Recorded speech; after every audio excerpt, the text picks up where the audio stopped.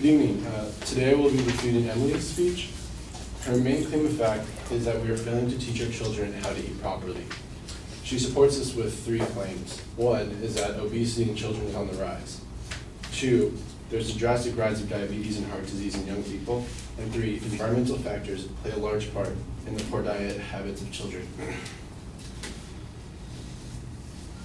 While it appears that Emily has provided a strong case for her claim, a closer look at the speech shows several holes in either her reasoning or ability to produce relevant evidence. For example, her sources, many of which were outdated and unreliable. She named 9, and most of those were of the same section. Of the five sources that I actually identified, 3 were credible, and only one of which was a scholarly journal. Beyond her introduction, the structure became less clear and statements often became vague and irrelevant. Some of these remarks included, but are not limited to, obese parents usually create obese children, and a leading cause of death is heart disease. Both lacked evidence and failed to support the primary or secondary claims. In one instance, a quote Emily stated involving the study of autopsies on children and the plaque on their hearts resulted in a greatly assumed inference and due to a jumping conclusion. This was that she concluded that it shows the importance of healthy living. While that may be true and that those kids may have been eating unhealthy, all that study showed was that the kid had plaque. As for her first supporting argument, while it supported her primary claim, her only proof that obesity in children is on the rise was a statistic. This statistic was that the percentage of obese children in ages 6 to 19 went from 6% in 1976 to 17% in 2006. Clearly this was an outdated source and over 9 years old. As it turns out, last year, 16.9% of children ages 2 to 19 were obese. Therefore, obesity has not risen and in fact remains unchanged over the past 9 years. Her second argument was also relevant to her primary claim, but mirrored her first secondary argument in that she only had a single quote from the Center for Disease Control. In a population sample of 5 to 17-year-olds, 70% of obese youth had at least one risk factor for heart disease. Okay, so the majority of obese children have risk factors, but what about the rest of the children? In addition, nowhere in the speech did evidence mention that heart disease was on the rise. Her final supporting claim was the primary focus in that it was met with the most amount of evidence. However, much of it is definitions of things such as type 2 diabetes and body mass index, which again aren't directly relevant to the argument. Ironically, her most compelling argument for this supporting claim also ended up weakening her primary claim. If by we, and we are failing to teach our children to eat properly, is referring to the parents, then her quote of the dietary and physical activity behaviors of children and adolescents are influenced by many sectors of society, including families, communities, schools, child care settings. She goes on to name several others. Is weakening the claim that we, the parents, are failing because now the blame is shifted over from multiple entities where the parents could only be a small part. In conclusion, the lack of structure, research, and citation presented a compelling argument.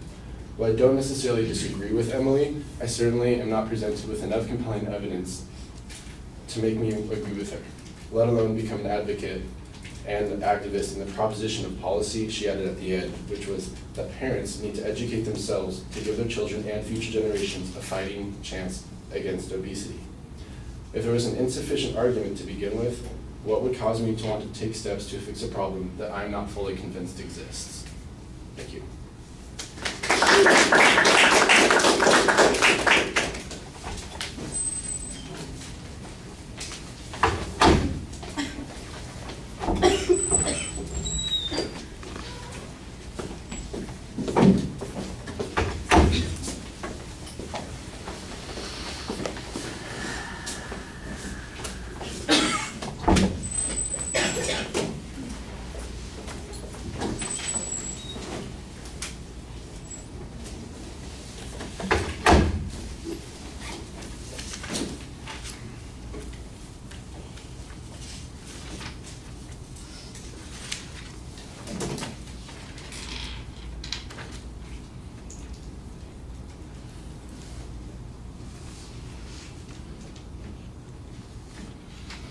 All right, Alex, there are a couple of things that I liked about the speech quite a bit. I thought, for instance, that the language that you use when you're speaking is pretty effective. You basically try to focus on the premise and argue why the premise hasn't been demonstrated without necessarily taking a counter position. That's understandable. At the end, especially when you kind of summarize and say we've got this pseudo-policy claim that's being presented, and you kind of explain the position that you're taking, it would be inappropriate for us to take this policy or to act on this policy if we weren't convinced in the first place that this particular problem existed in the way that the advocate described. I thought that that was well phrased. At the beginning of the speech, you set up the proposition clearly and you give us a good recap of the secondary claims. I like that, but then you launch in immediately into kind of a general attack on the evidence that's being presented, and I think that general attack on the evidence it creates a little bit of confusion as to how you're going to proceed, because it sounds for a long time that like you're just going to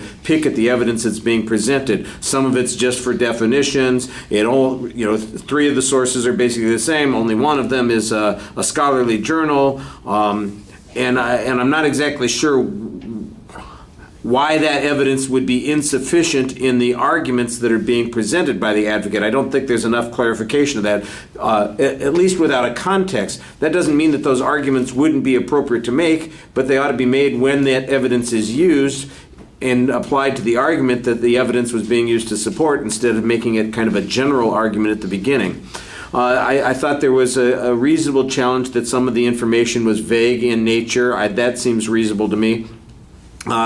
That there's an inference based from the autopsies. I thought you explained that pretty well. It simply designates or identifies that there was plaque, but it doesn't identify a source on that. That's a causality claim. That's okay. When you get to the main point that you're talking about, I think it hurts your credibility a little bit to say, well, the only proof that the advocate offered to show that obesity is increasing is a statistic. And I'm wondering, okay, so what proof? Why is that insufficient proof? To me, that seems like it would be adequate, especially if it's been consistent. Your argument is that the data is a little outdated, and in fact, it's, instead of 17%, it's 16.9%, and so it's really remained unchanged for the last 9 years. That part, I think, is a reasonable counterclaim on that point, but the idea that obesity may not have increased because we only have a statistic to indicate that, that seems a little bit strange. The argument about the risk factors, I think, is reasonable. The fact that these risk factors are present doesn't necessarily mean that we've had a concomitant increase in diseases or problems. That may be true, but of course we may be looking at a problem that's coming up in the future as opposed to something that's going on right now. And then we're back to some of the criticisms of definitions and that sort of thing.